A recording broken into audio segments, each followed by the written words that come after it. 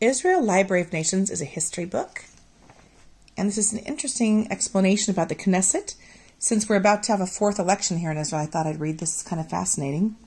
A general election must be held in Israel at least every 4 years, and Article 4 of the Knesset Law of 1958 provides that this body shall be elected by general, national, direct, equal, secret, and proportional elections.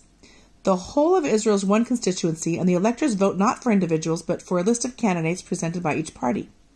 The total number of votes cast is divided by 120, the number of parliamentary seats, giving a figure which is the price, as it were, for each elected candidate.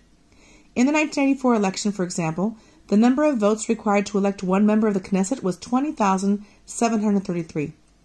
This system offers generous possibilities for small parties. In any attempt of election based on a number of constituencies with a first-past-the-post winner, small parties might never gain enough support in any one constituency to succeed. They have a much better chance of collecting enough votes throughout the whole country to win 1 or 2 seats. In the 1984 election, for instance, no fewer than 13 small parties received sufficient votes to send between 1 and 5 of their candidates to the Knesset to join the representations of 2 major groupings, the right-wing Likud and the left-wing Labor alignment. These 2 bodies are themselves alliance, formerly separate political parties. Throughout the history of the state, such fragmentation has meant that no single party has won enough seats to ensure it's an absolute parliamentary majority. The party with the largest number of Knesset members has to negotiate with some of the smaller parties to form a coalition government. Those parties not included in the coalition collectively form the parliamentary opposition. In the first 8 Israeli elections, the Labor alignment won the most seats and set up the coalitions. The result of the 9th and 10th in 1977 and 1981 made the right-wing Likud grouping, headed by Menachem Begin, the dominant party. In 1984 election, however, produced a change in the pattern. Again, neither the Labor alignment with 44 seats nor the Likud with 41 seats could hope to form a government on its own. With the country facing the worst economic crisis in its history, and with Israeli forces at that time still embroiled in Lebanon, the 2 rival groups came together to form a government of national unity. The only other coalition of this kind was formed during the Six-Day War of 1967. After each election, then, the business of coalition forming begins. The leaders of their small parties present their terms and begin to haggle. What favors will you do for us if we join you and help you form a government?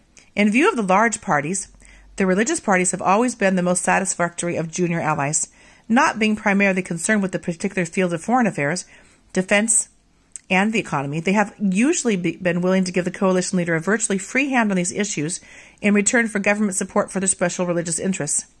Israel has no formal comprehensive constitution. It was decided in the first years of the state that the essential elements of a constitution would be formulated as a series of basic laws enacted separately that would eventually provide the constitution for the state. These basic laws cover such areas as the role of the president, the function of the Knesset, the machinery of government, and the definition of Israel's lands. The Knesset as a whole votes on these and all the major and minor statutes, as well as approving the policies put forward by the cabinet.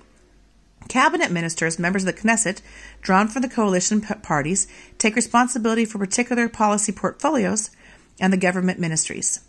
2 ministries, those of religious affairs and the interior, are the traditional preserve of the religious parties. They are run by party members who make sure that the key posts are filled with like-minded colleagues. Through the Ministry of Religious Affairs, the National Religious Party is able to exercise control of the religious establishments and administers a rich source of patronage in the distribution of funds to religious institutions. So I want to go back and read this part here. This is the Knesset, of course, where they gather president, judiciary, state comptroller, electorate, local government, government ministries, and prime minister cabinet. This comprises the whole of the Knesset. And I'll read down here. Israel's parliament, the Knesset Hebrew for assembly, stands at the heart of a turbulent but democratic political system. The Knesset's 120 members are elected every 4 years on the basis of strict proportional representation. The populace votes for parties, of which there are over 20 rather than individuals. The more votes cast for a party, the more seats it will hold in the Knesset. The government, usually a coalition of one of the major parties, Likud or Labor, and some of the small but powerful religious parties, is led by a prime minister who selects the 25 members of the cabinet. These head the various government departments. Among them, the Ministry of Interior, which supervises local and religious councils. The only person elected directly by the Knesset is the Nasi, president. He in turn appoints judges, ambassadors, and the state comptroller, who oversees the budgets and operations of all public bodies and is answerable to the Knesset alone.